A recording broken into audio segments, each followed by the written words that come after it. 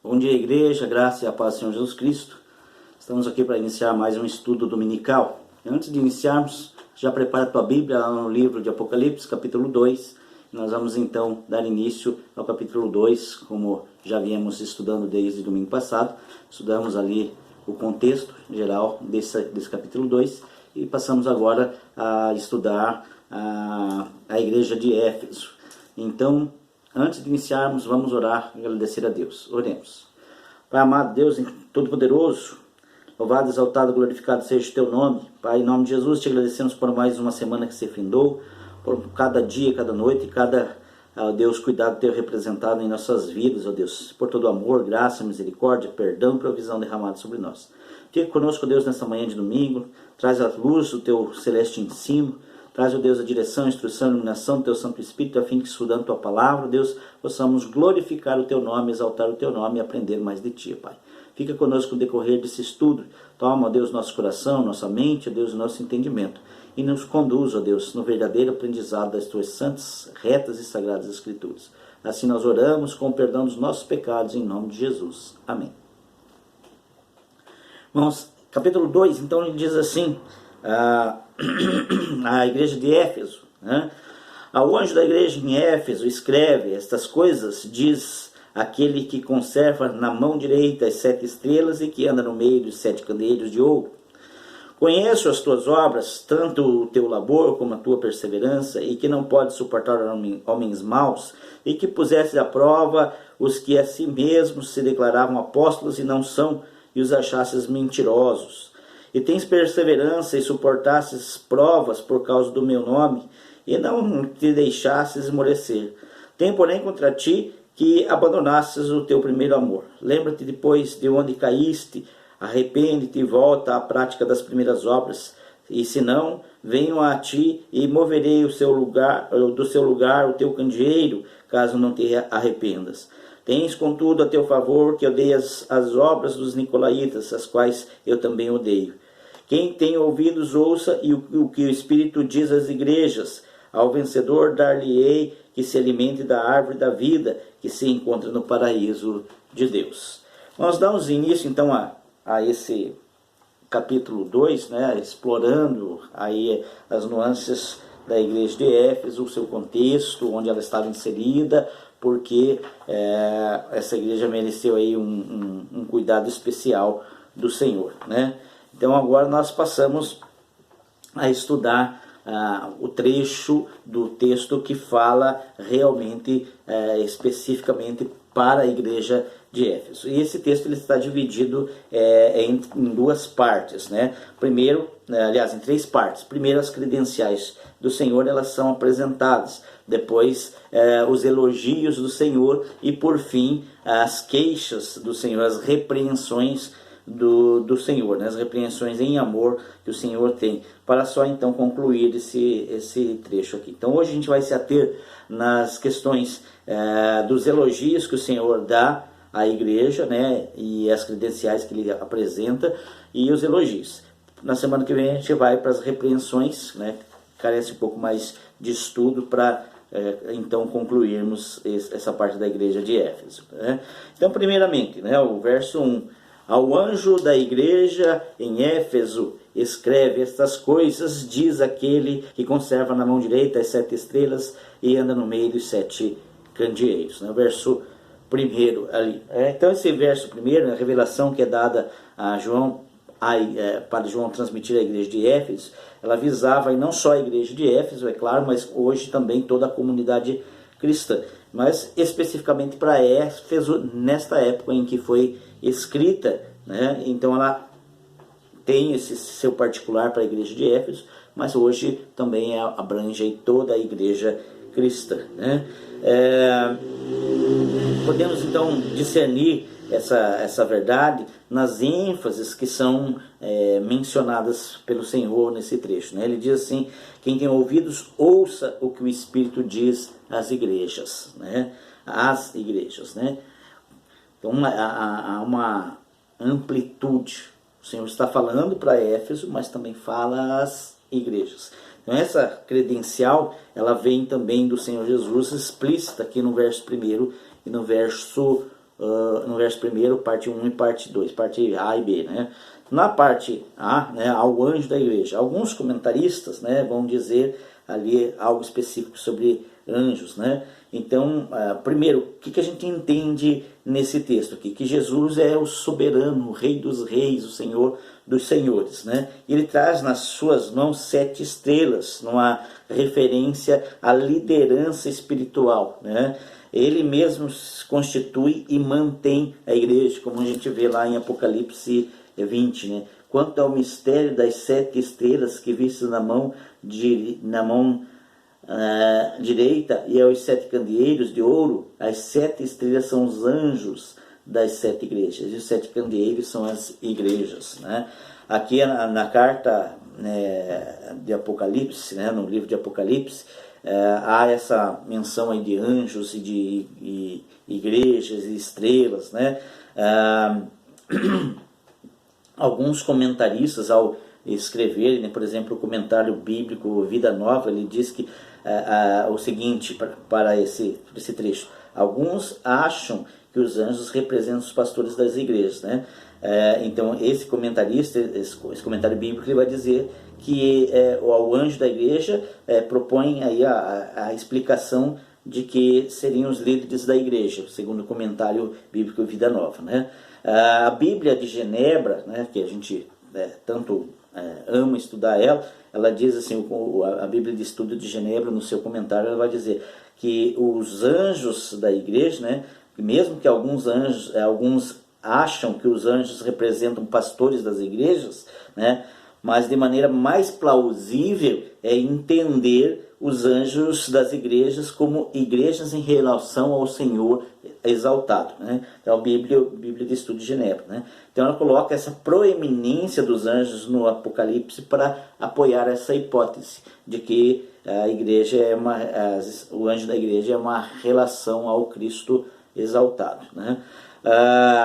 E exalta aí a credencial do Senhor como Rei dos Reis, Senhor dos Senhores, o Cristo exaltado, né, quando ele caminha entre os 7 candeeiros, numa alusão às igrejas, né, os seus membros, o povo de Deus chamado para resplandecer a luz de Cristo, né, perante o mundo que estava em trevas. Então João, né, portanto João, ele reconhece que Jesus glorificado está falando com ele.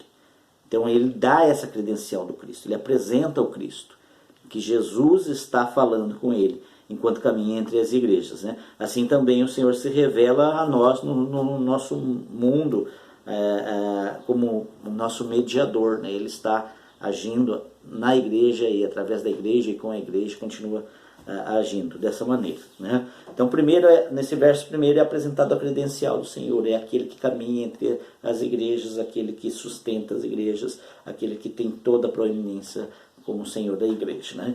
E de segundo momento ele passa então aos elogios, né?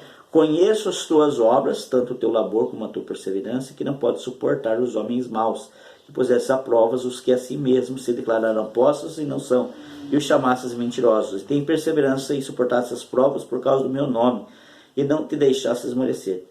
Né? Então, verso 2 e o verso 3, né?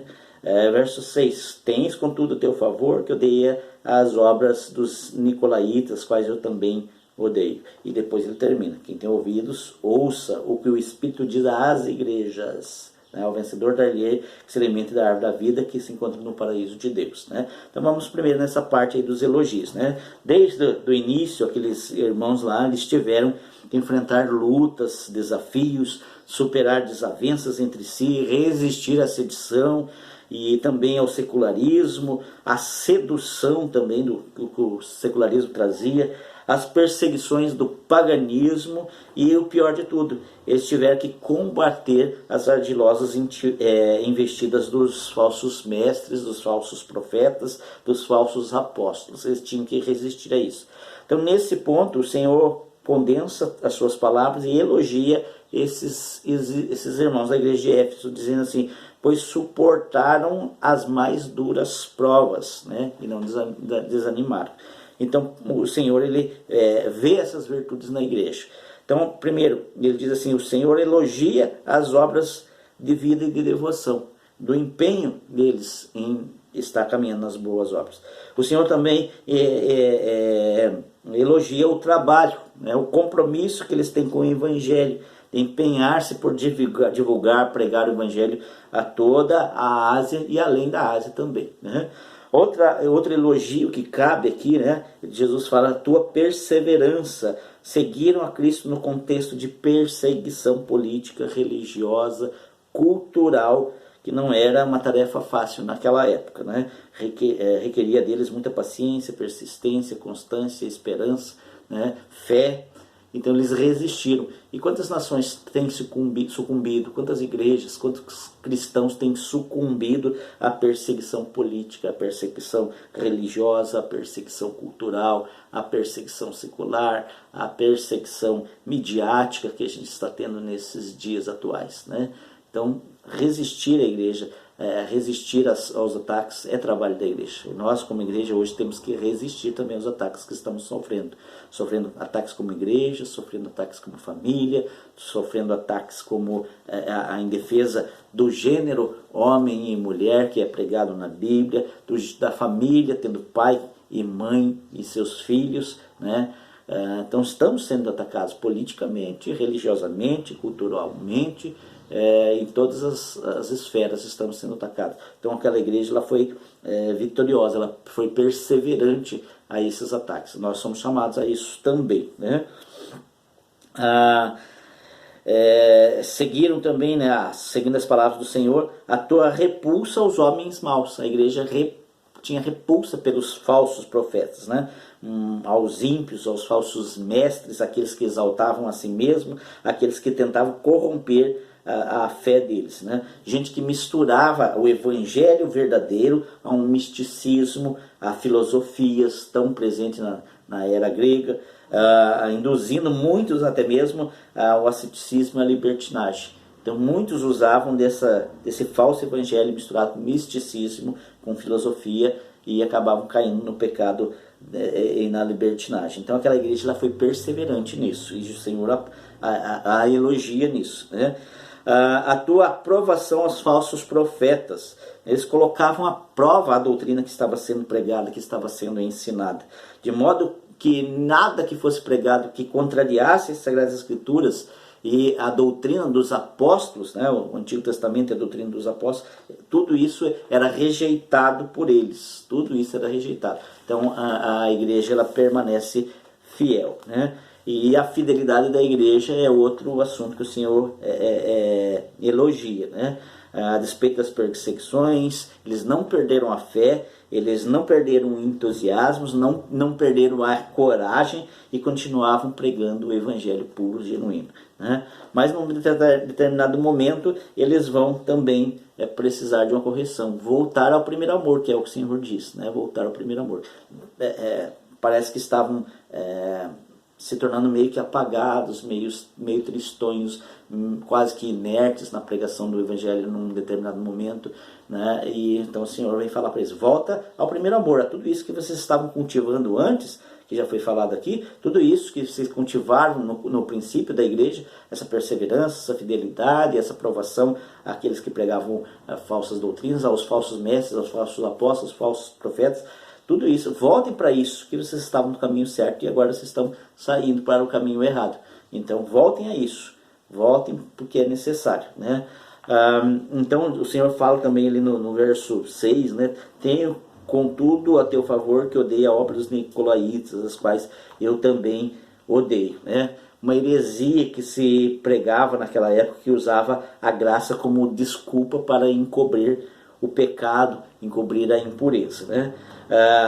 Paulo também contestou nos seus dias aqueles que tentavam dominar os cristãos daquela época, apresentando a eles falsas doutrinas, falso evangelho, falsa pregação, né? Uma doutrina que levava o homem e colocava Deus aos seus pés, né?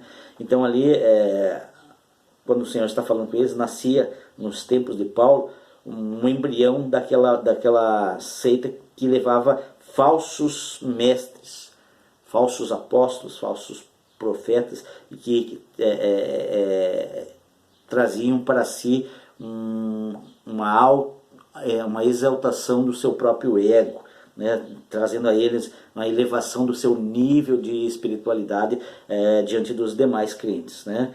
Então os cristãos de Éfeso, eles discerniam essa artimanha daquela época e então eles resistiam. Então isso agradava ao Senhor, né? Agradava ao nosso Senhor Salvador Jesus Cristo. E então são essas os elogios que o Senhor traz para eles nesse momento, né? Na semana que vem a gente vai ver a questão das repreensões que o Senhor traz para essa igreja, né? Então, como já foi dito, nós não temos pressa para estudar o livro de Apocalipse, a gente vai calmamente, né? Em 15 a 20 minutos todo domingo, a gente vai caminhando, né? Capítulo a capítulo, aquilo que a gente pode aprender ali nesses trechos. Espero que você tenha aprendido um pouco mais das Sagradas Escrituras nesse estudo desta manhã. Vamos orar, vamos encerrar esse momento com a graça do nosso Deus. Pai amado, em nome de Jesus te agradecemos, meu Deus, mais uma vez por estudar a tua palavra nesta manhã de domingo.